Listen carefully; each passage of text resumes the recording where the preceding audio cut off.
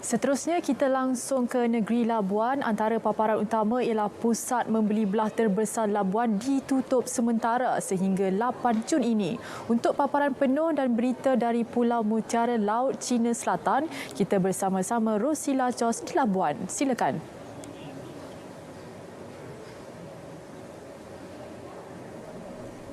Terima kasih Farha. Susulan peningkatan kes jangkitan COVID-19, pusat membeli belah terbesar di Labuan, Kompleks Ujana Kewangan, ditutup sementara selama 7 hari sejak 2 Jun lalu. Ketua Pegawai Eksekutif Financial Park Labuan, Johari Mesar berkata, pihaknya giat melaksanakan operasi sanitasi nyah kuman dan pembersihan di seluruh kawasan secara berterusan dengan kerjasama Jabatan Bomba dan Penyelamat serta Jabatan Kesihatan Labuan. Kami amat prihatin dengan peningkatan kes COVID di Labuan, dan kompleks ini merupakan satu kompleks yang paling penting di Labuan, dan kami mementingkan keselamatan penghuni kami, penyewa-penyewa dan juga pengunjung di kompleks ini. Penutupan membabitkan 398 premis termasuk pejabat kerajaan dan swasta, institusi perbankan dan kewangan luar pesisir serta kedai perniagaan. Sementara itu, menurut pengarah JBPM Labuan, Ismaidi Ismail, pihaknya telah melakukan sebanyak 126 operasi sanitasi di kawasan awam sejak awal tahun ini. Usaha bersungguh-sungguh untuk memastikan proses pembersihan ataupun sanitasi ini dapat dilaksanakan dengan sebaik mungkin. Jadi ini menampakkan kesungguhan Jabatan Bomba dan Penyelamat Malaysia Labuan dalam usaha untuk meredahkan penularan COVID-19 ini. Semalam, Labuan mencatat 62 kes baharu positif COVID-19 dan 1 kes kematian, yang menjadikan jumlah kumulatif keseluruhan sebanyak 4,105 kes dengan 32 kematian.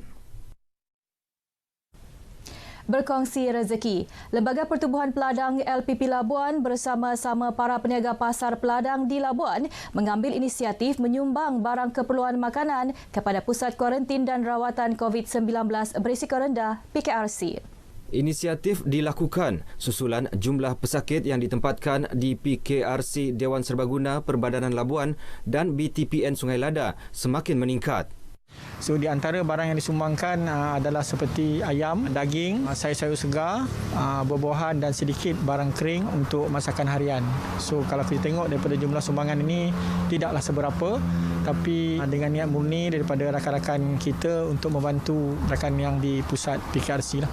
Sementara itu, Pengerusi Jawatan Kuasa Pengurusan Bencana Daerah JPBD Labuan, Ridwan Muhammad Ismail, mengucapkan terima kasih kepada LPP dan peniaga pasar peladang. Warga Labuan ini memang sangat-sangat prihatin. Warga Labuan memang sayangkan Labuan. Jadi kita melihat kita tidak henti-henti mendapat sumbangan-sumbangan daripada seluruh warga Labuan, tidak kira daripada persatuan, daripada hotel, daripada offshore company, daripada syarikat-syarikat oil and gas. Jadi kita rasa bersyukur. Hadir sama Pengarah Jabatan Kebajikan Masyarakat JKM Labuan yang juga penyelaras bantuan makanan JPBD Ansyari Matarsyad. Mengekang pencerobohan perairan Labuan, operasi pemantauan dan kawalan Agensi Penguatkuasaan Maritim APMM Labuan sentiasa diperkemas dan dipertingkatkan. Menurut pengarahnya, Kapten Nudin Jusoh, penjagaan keselamatan turut dipertingkatkan bagi mengekang kemasukan nelayan asing dan aktiviti jenayah rentas sempadan. Dalam masa sama kita buat rondaan dan kita akan seterusnya lagi usaha untuk kawalan sempadan. Pemantauan ini tertakluk kepada semua aktiviti-aktiviti di laut seperti nelayan asing dan juga kemasukan daripada luar daripada sempadan kita. So kita pemantauan tu sentiasa dilakukan untuk mencegahkan benda-benda macam tu seperti kemasukan bubur nelayan asing terutamanya daripada Vietnam dan juga aktiviti yang jenayah rentas sempadan.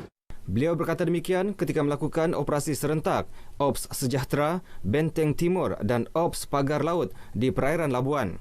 APMM Labuan menggerakkan asetnya bagi memantau beberapa kawasan termasuk pelantar minyak untuk mencegah aktiviti yang dilarang seperti menangkap ikan di kawasan berkenaan. Selain itu, APMM turut melakukan tinjauan aktiviti bot-bot nelayan.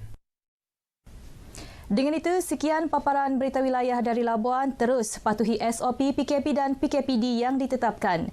Kembali semula bersama-sama Farha di Wisma Berita Angkasa Puri. Silakan.